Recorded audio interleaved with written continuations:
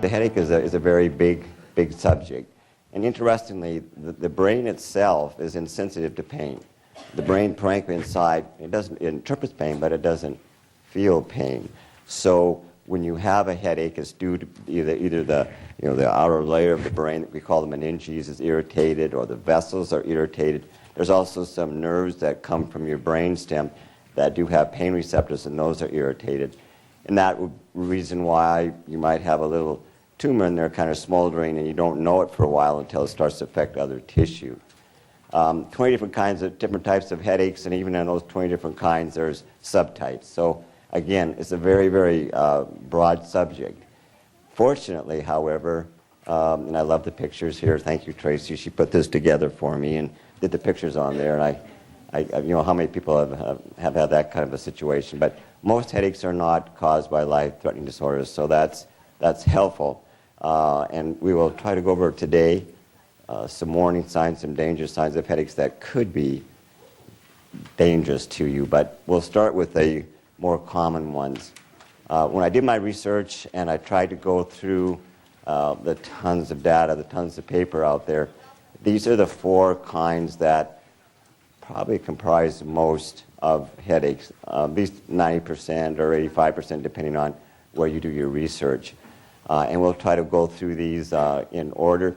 The last one, the chronic daily headache, isn't a headache type specifically. It's more just a compilation of the other 3 types in their chronicity, and we'll talk a little bit more about that too. And as you can see, that mom, she's sitting there, kids on the table, their daughter's about ready to pull him off there, and she's like calling the husband like, "All right, Henry, time to come home and take care of your kids." I can see that right there. All right. So the first type is what we call a tension-type headache, and this used to be referred to perhaps as a muscle contraction type of headache, and the authors of the research I did don't like us to use that term anymore. We're not real sure what causes this. However, as you can see, it's in your handout too, there are certain symptomology that is consistent with this kind of a headache. Often we call it like a hat brim headache because people have pain kind of around their circumferential, around their brain there. It could be pain in their neck. It's usually mild to moderate, not very severe. It doesn't pulsate. It usually doesn't throb. And the other 2 deals that worsen by not worsen by activity. That is helpful because there's some headaches that are. And the pain can kind of ebb and flow over the course of it, come and go away. And we might have some tenderness in the muscles of the neck, shoulder, or head. Now, these kinds of headaches can be treated usually very easily with over-the-counter kinds of medications, Tylenol, Advil, Motrin, etc., that kind of stuff. However, as we'll get to as we go into this, we want to be very careful that when we treat these headaches with over-the-counter kind of medication, we don't overdo it. We want to make sure that these headaches are not controlled over a period of time. We'll talk more about that later. You can get into a medication overuse headache, or if these headaches become progressive, we want to make sure there's nothing else causing them. And we'll talk a little bit more about that as we go along. If these headaches are not due to anything really severe, and they too become very chronic, then we do things like medications to help decrease the chronicity of them, maybe some physical therapy, massage therapy, biofeedback, depending on that, stress, that kind of things to help folks deal with these headaches. Try to get to at least an 80% cure is usually our goal. Migraine headaches, however, these are very common. I see a lot of these in practice. Generally, they're more female than male. And you can see this lady here, I think, depicts very well a migraine headache because the pain is usually severe. And it comes on, it gradually builds to a pretty intense pain. It's often, but not all the time, people are sensitive to light. Fluorescent lights, ambient lights, sunlight really drive these headaches worse. Noise, a gentle radio sound may also be very intense, worse than the headache. Or if people get up and walk or jog or go up the stairs, that may make their headache worse. That's important for us when we're trying to define a migraine headache in our patients as far as criteria. They may or may not have nausea. Most of my folks usually do. Sometimes it's so bad they do actually throw up. These headaches are usually on one side of the head, not both, but they can go on both. So again, we have to kind of take a good history, and they may last for up to 72 hours, unfortunately, without treatment. And we'll go into these a little bit more as we go along, but that's kind of the basic criteria for a migraine, and we do see a lot of these. I also included this on here because it's not as common as tension-type or migraine, but more common in the other types of headaches. These are sometimes very hard for us to sort out. Because they're clusters, they come at certain times. I have some patients that's like every year in March or every year in June. These will flare up for whatever reason. We're not really sure. Important about them is they come on as you can see here, they come on very quickly. They can have several attacks. They have a bad attack, it may get better, and then go away, and then maybe, half hour, hour or two later, they'll have another attack. It's always on one side of the head, always. And maybe around the eye or the temporal area. People with this pain, it's very intense pain. We try to treat them with injections, steroids, nasal oxygen, things along that line to abate the acute cluster. If it should become where they're going in a cluster for several days or a week at a time, then we'll give them some medication to help control that. We're not always successful, but we really try. Some of these people that have these kinds of headaches will have what we call a Horner syndrome. That simply is the eye on the side that's affected will get tinier, the eyelids will close a little bit, and they'll have a runny nose and a runny eye. And if they're in a cluster cycle and they have some alcohol, that can really worsen it. These people, they climb the walls. These are pretty intense pain. I had one gentleman that I treat for this that had cluster headaches, and he had I think it was every January, February, he had what he thought was a sinus infection because he'd have the runny nose and the stuffiness and the pain. So he got treated with antibiotics and also with steroids, which is what we use for cluster migraines initially. So every year he was getting the antibiotics and steroids, and he'd get a little bit better and go away, and then next year would come back again, and he'd have the same course again. He did this for a few years, and finally he came in and saw me, and we went through everything, and I said, you're taking the steroids and it's kind of helping, and it kind of goes away, and then it comes back, and every year it's just I could almost count. And I said, I think you've got cluster migraines, and you're just using the steroids because that's how we treat it anyway. So I've got him on some preventative medicine now, and he hasn't had that kind of an outbreak now in several years. So I got lucky with him, fortunately. This is just a table which kind of shows you things, if you like, tables in a standard format there. Couple things I wanted to note here. I'm kind of technically challenged here, but here we go. Yeah, it's working over here. On the cluster where it says ipsilateral, that just means the same side as where the tearing in the redness of the eye is. This means a runny nose.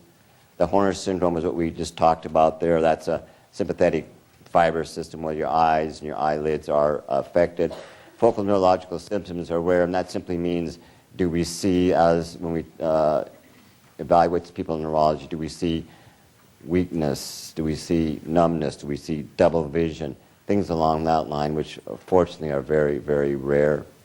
And over here under the migraine side, this means that you have a sensitivity to light, and this means to sound.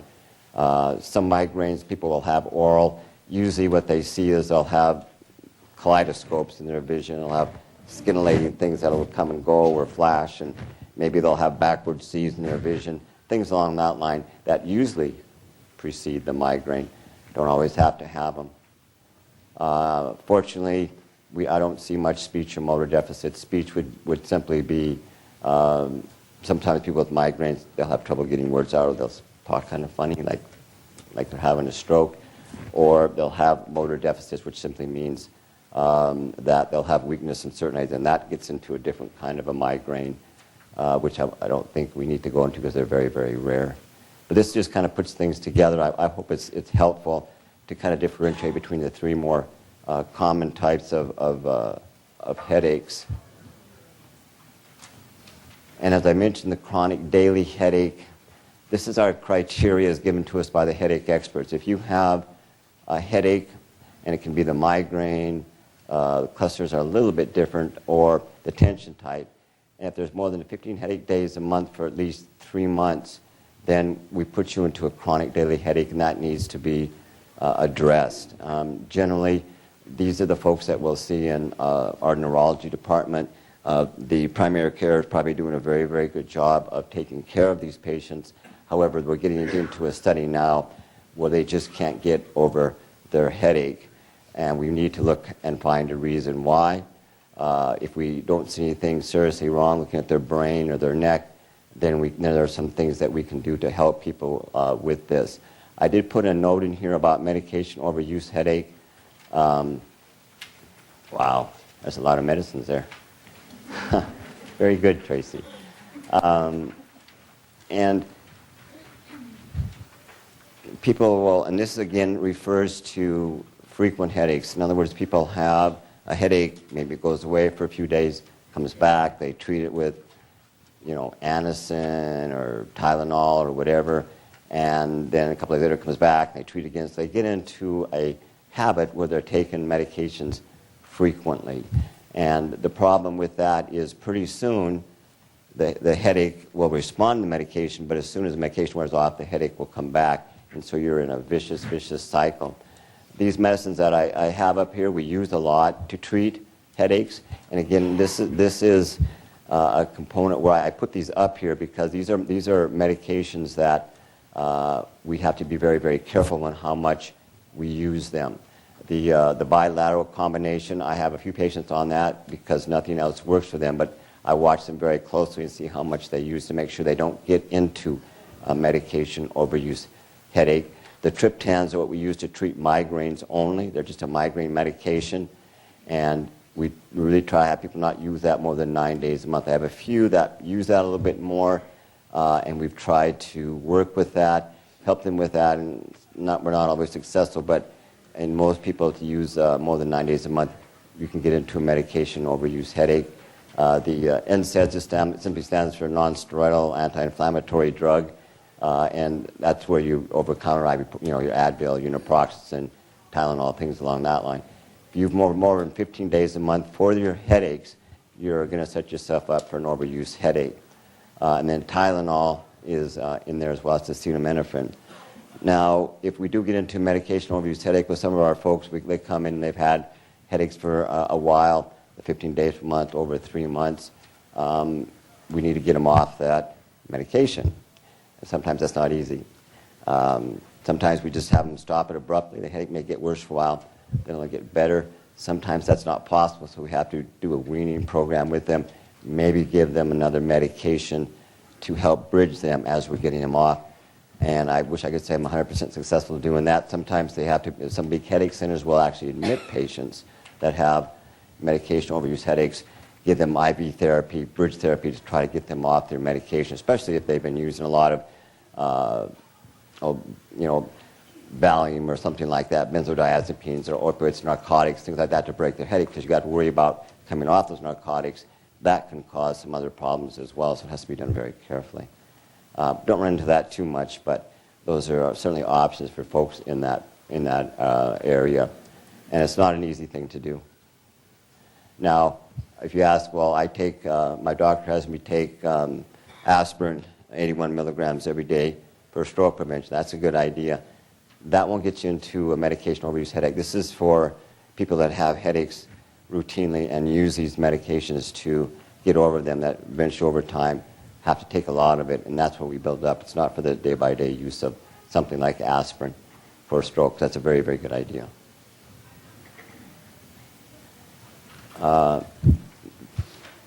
When I do my research and feedback from others, there's always some questions on other kinds of headaches. And these are the more common ones that I heard about. A sinus headache. Now, sinus headache, sinusitis, where you have inflammation of the sinuses, is a real deal, okay? But what I wanted to bring forth here is sinus infections are an uncommon cause of recurrent headaches, okay? Usually if you have a sinus infection, you'll have a lot of pain, purulent discharge, response to antibiotics. migraine headaches, we know, do cause sinus pressure, swelling of the sinuses, and can mimic what people would call a sinus headache when actually it's a migraine headache. We treat the headaches with appropriate medication. The sinuses actually swelling goes down and it goes away. Now, I've had a lot of patients in the last few years come in to the clinic and say, well, I have these sinus headaches all the time. And actually, they're migraine headaches. These people are sensitive to light and sound. They're nauseated, very typical migraines, but it just affects their sinuses. So that's why I put that up there. I think the primary care providers are doing an excellent job of being more aware of this. 10 years ago or so, we weren't aware of it. So they treated a lot of these sinus as a sinus problem with infection, but actually they're a migraine headache. So that's something we need to kind of differentiate. A post-trauma headache, very common if you hit your head in a motor vehicle accident, something along that line. Or if it lasts more than a couple of weeks, probably need to come in and have someone take a look at it and make sure that there's not been something new that's developed in that. The brain tumor headaches, I had a lot of questions about that, so I thought I'd put it up here. These are just some clinical features. Again, it's where it is. It doesn't matter where the tumor is in your brain. It's going to be non-specific with that location. The pain, if it is due to the tumor, doesn't radiate, doesn't go from side to side or back to front. Maybe about half the people will get sick to their stomach with this. Now, this particular headache is made with a Valsalva maneuver, and that's just, I tried to explain it up here where they use Valsalva maneuver in cardiology for certain procedures, but you try to forcibly inhale like we used to do when I was a young kid, close your nose and mouth, try to blow out your ears. So that's a Valsalva maneuver. That will make this particular headache worse because you're increasing the pressure inside. Also, if there's a change in position, usually with a brain tumor headache, if you're reposing, if you're laying down, that can worsen your headache. When you get up and stand up, it gets better. Or a headache with exertion that you didn't have before. Again, this is a change. People are doing extra work, they're working harder, they're jogging, they're raking, something like that, and their headache gets worse. That needs to be checked out. Are they similar to tension-type headaches? Yeah, 40 to 70% of the time they're similar to a tension-type headache, so it's hard to know the difference. Similar to migraine, not a lot, but about 10% of the time they are. Have I been thrown off by these? Yes, I have. I had a young gal in here a few months ago. Young gal came in, very, very much a migraine headache. All the symptoms met all the criteria. She was young. I did not think of a brain tumor headache, but it was a new headache for her without a family history.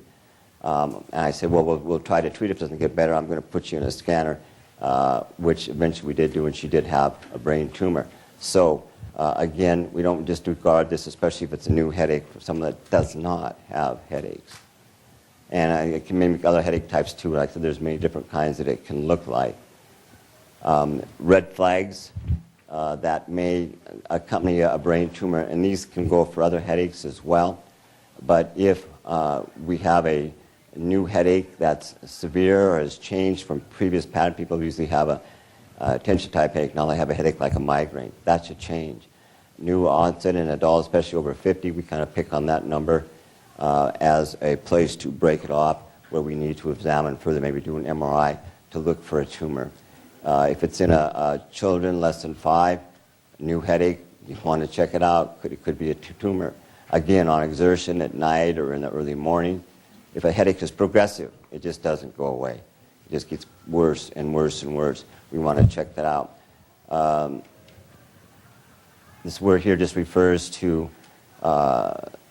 if you are to get a progressive headache, and when you put your chin down and your neck is just not just tight and sore, but excruciating, painful, that could be meningeal or the brain covering irritation.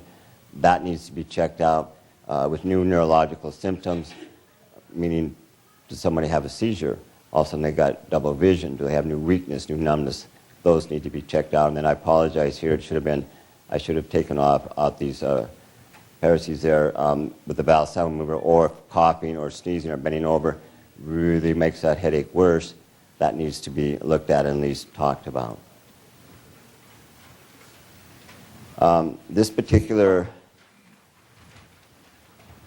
headache, migraine, and stroke, this is a extremely complex area. The data is still coming in. There's controversial data, and it's way too much to get involved at this time. I put some common things with these two, but Tracy has given me a note that says there's going to be a stroke discussion on the Billings Clinic Health Update on Channel 7 in May. And there's also in September going to be another stroke lunch and learn. Well, this will be further delineated down, and maybe there'll be some new data there that we can bring forth for y'all. But as you can see, there are headaches maybe with a stroke, maybe a consequence of a stroke. Stroke may look like a migraine, or a migraine may have clinical features of a stroke. And headache or migraine may increase the risk of stroke. The best information I could find on this, and again, there's conflicting studies, but for migraine is the younger female patients with migraine that have an aura, in other words, they see something in their vision before they have their migraine. If they're a smoker or use birth control with a lot of estrogen and progesterone, it increases their risk of stroke slightly. Okay? Not significantly, but slightly. And there's other information with that as well, but like I said, it's just such a complex subject, it would be too much to get into right now. I'm often asked, I had an eye strain, I need to get my glasses fixed or my refractory changed. Could this be causing my headache? I did research this, and there isn't a lot of information. I did find one study when they studied this and found only rarely would having correction glasses help their headaches. So not a lot there, but people with corrected vision, sometimes it may improve their headaches in some, but I didn't find that it was a big cause. High blood pressure is another one. Again, studies are controversial when they've looked at it. Some say yes, some say no. I did find a few that found no difference. If you have high blood pressure as far as relation to your headaches, treated with blood pressure, the headaches didn't get better. So again, doesn't sound like it's a big cause. I thought I'd include some danger signs with headaches. And these are signs that people have these in their headaches that we need to get after right away. And again, if you're not a headache person, and all of a sudden you have a sudden onset of a headache or severe persistent headache that reaches full-blown within a few seconds after pain onset, we worry about a bleed. A subarachnoid hemorrhage is just a bleed in your brain. That needs to be ruled out. You need to be looked at it right away. If you have this is your first headache in your life, and you have anything like this in the past, or it's the worst headache, like even if you have Tensiontype headaches and all of a sudden you have a headache like a migraine or a cluster migraine, it's just a thunderclap kind of headache. We need to check that out to make sure you don't have a bleed or an infection. Again, the worsening pattern of headache, if you have a progressive headache, something that comes and builds and builds and builds and doesn't get better, doesn't go away, we worry about a mass lesion or a hematoma. And also, again, there's a medication overuse headache. People can't get over headache because of all the medication they use. If you have focal neurological symptoms, again, this would be a new onset of numbness, new onset of weakness, changes in vision, changes in speech, a seizure, loss of consciousness, change in mental status. Then we worry about another lesion, or we call it atrial venous malformation, AVM. It's just a cluster of arteries and veins that's in your brain that we can see on MRI that needs to be addressed. If you have a fever, obviously we worry about a central nervous system infection. Any change in mental status, personality, or fluctuation in level of consciousness, that could be consistent with a seizure. Okay, that is a big red flag in someone with a headache, that they may have something going on like a tumor. You've had a strenuous exercise and you have a rapid onset of a headache. This isn't a headache that comes on after you've been working out and you're going home and your head hurts a little bit for a minute or two and goes away.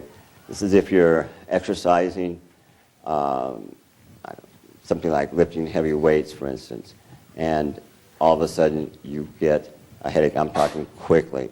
If you have neck pain with a headache when you're working out, we worry about a dissection that's simply a tear a carotid artery is one that can be seen, or that you maybe have a tear or a hemorrhage in one of the arteries in your brain. That's why I put that up here. That's something we need to always be aware of.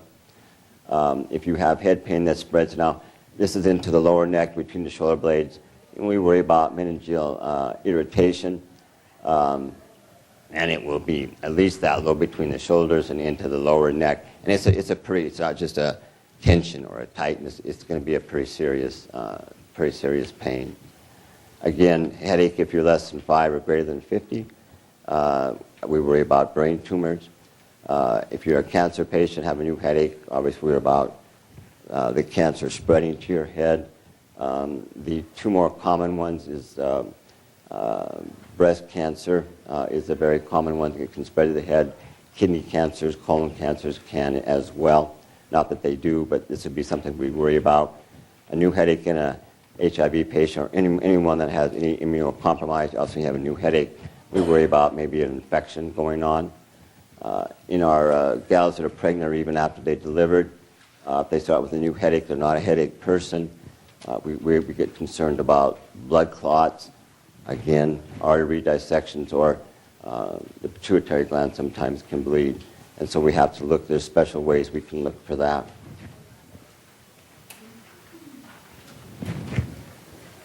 Well, that's good, Tracy. Triggers, that's good.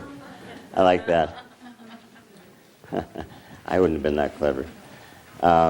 Headache triggers for migraines, and I'll show some up to here. They're pretty well established. For other headache types, I just didn't find any good data on what could trigger these. Often we don't know the pathophysiologically what triggers some of these headaches. So at least with migraines, these are some of the more common triggers. I do want to emphasize diet as a big trigger for that. I've had some patients that have migraine headaches, and we've had a very, very hard time getting them under control. They may have frequent migraines throughout the month, like 3, 4, 5 times a week. There are some things we do medication-wise, physical therapy-wise. Maybe that doesn't help. We do Botox for some of these patients. Sometimes we have very good luck with that. Sometimes it doesn't help. But what I've been doing more of now is, as I learned from my patients, which I love, I had a gal came in January, and she'd been through all the medications. She'd been through Botox. Her headaches in January, she had, I think, almost 20 or 25 days of headaches. So she went to, and I'll show a picture of it, she went to a book that we recommend called Heal Your Headache. You can get it off of Amazon and other places. Went through that and looked at the diet specifically. And she said, Larry, I looked at that, all these triggers, and she said 85% of those, she says, I was ingesting all the time, so she cut them out of her diet. It's tough, it's not easy. February, she had 4 headaches, just by eliminating those triggers in her diet. And now she's going to slowly start adding things and see if that was a trigger or not. Had another guy, had daily headaches, we found out was the raisins. He put on his oatmeal every morning. It was triggering his headaches. Cut those out, his headaches got better. So I do emphasize diet as something that we really need to watch as a trigger for our headaches. Stress letdown periods. It's not fair by people with migraine headaches. They have a busy week, they work hard a week, come to the weekend, they, I can relax, I can sleep in, boom, they get a migraine. Too much or too little sleep, they get a migraine. So we really try these people to keep their sleep habits similar. Go to bed, wake up as much as you can, same time. Stress is a big, I see that quite a bit in what I do. Stress is a big trigger for migraines. I've had a lot of patients that when their event that causing the stress, be it job, family relations, things like that, is taken out of the play, their headaches get better despite whatever I do. I've had a lot of people tell me the weather, such as barometric pressure changes. As those change, systems come and go, they'll have increased headache activity. So see, there's some of the things that we see that can trigger headaches. Unfortunately, other than migraines, we don't know a lot of triggers.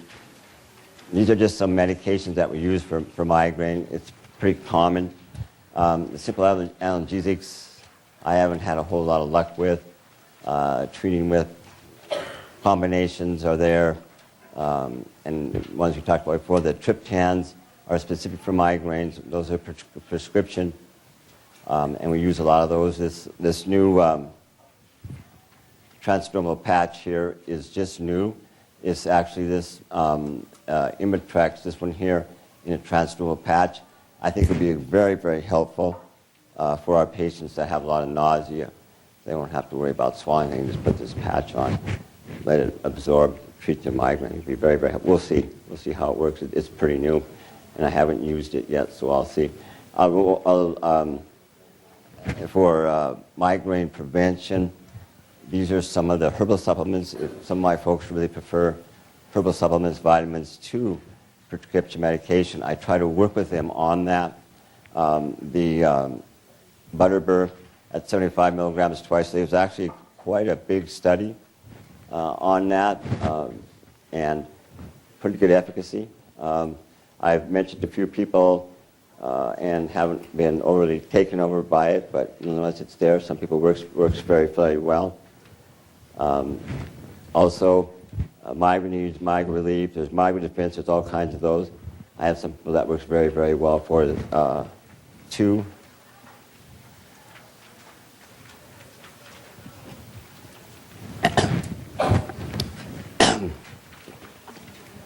These other medications there are prescription medications, and we really try to match our patient with the medication. Two of them are blood pressure medications that work very, very well for migraines, the verapamil and the propanolol. Amitriptyline or nortriptyline is given at night. Topiramate, I've had a lot of good luck with that too. Again, not everybody can tolerate them, and they don't work for everybody, so sometimes it's kind of, we'll try it, see how you do, see how you feel, see how it works. Try to make it work. If it doesn't, we can go to something else. If you fail 3 of these medications, and you have, as far as migraines go, if you fail 3 of these medications and you have more than 15 headache days a month for over 3 months, then we can get you set up for Botox injections. We have our neurologists do these, and they do a very good job. It's all standardized now. The injections go along here, down your neck and down your this part of your shoulders right here. They usually work very, very well. Had a lot of success with that as well. Doesn't do anything cosmetically though. Sorry, it's just and at least it's another option for our folks to go through. This is a Heal Your Headache book. Like, on Amazon, I highly recommend this. Do several of our neurologists. It's just a very nice aid to our patients to read about headaches, symptoms, dietary changes, things like that. The cephalene neurostimulator is new. There is a website there that you can go to. It's a device that actually sits and works in this temple area here. It kind of stimulates the trigeminal nerve functions, if you will. There's a nice video you can watch. This is new, and so we're just starting to see some patients, see how they respond to it. Again, you don't have to take a medicine. It's a way to control the frequency and the duration of your headache. Cranial, cranial sacral therapy. We have some occupational therapists here that are trained to do that. They work on the musculature back here. That works very, very well for some of our patients for both migraines and tension-type headaches in the right setting. There's range of motion and work through that. That does help. And, thank you.